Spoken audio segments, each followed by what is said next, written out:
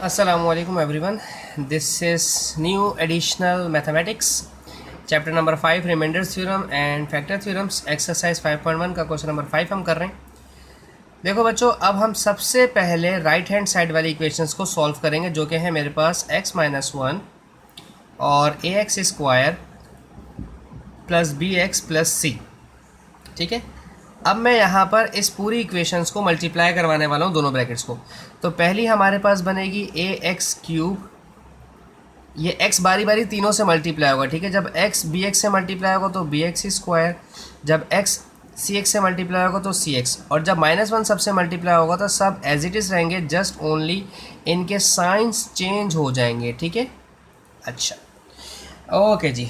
अब आपके पास देखें, एक तो एक्स क्यूब वाली टर्म ये है, ठीक है, और एक एक्स क्यूब वाली टर्म ये है आपके पास। ठीक है, दो टर्म्स हैं आपके पास एक्स क्यूब वाली। तो जो लेफ्ट हैंड साइड पर एक्स क्यूब है वो है 6 और जो राइट हैंड साइड पे एक्स क्यूब है वो है a। देखें, ये है कंपैरिजन मेथड। a की मदद से एक्स क्यूब के कोफिशिएंट्स बराबर हो गए। अब लेने हैं एक्स स्क्वायर के कोफिशिएंट्स। एक्स स्क्वायर का कोफिशिएंट एक तो है ये, जिसमें सिर्फ b लिखूंगा, पॉजिटिव b। ठीक है, और एक एक्स स्क्वायर का कोफिशिएंट है ये, मैं लिखूंगा माइनस का a। ठीक है, और यहाँ से हम उठाएंगे माइनस का 5। ठीक है, कैसे? -5 है एक्स स्क्वायर का कोफिशिएंट और b है और -a है। ठीक है, -5 इज इक्वल्स टू b और a की जो वैल्यू अभी आपने मालूम कर ली है वो यहाँ लिख दें -6। ये -6 आ जाएगा तो +6 हो जाएगा, तो 6 में से 5 गया तो 1 बचेगा, तो b का आंसर 1 आ गया। ठीक है, ये हमारे पास यहाँ पर आ गया। ठीक है, b का आंसर 1 आ गया। अब हमें देखना है x के कोफिशिएंट्स। ठीक है, एक x का कोफिशिएंट मेरे पास जो क्वेश्चन में था वो था 3 माइनस का 3।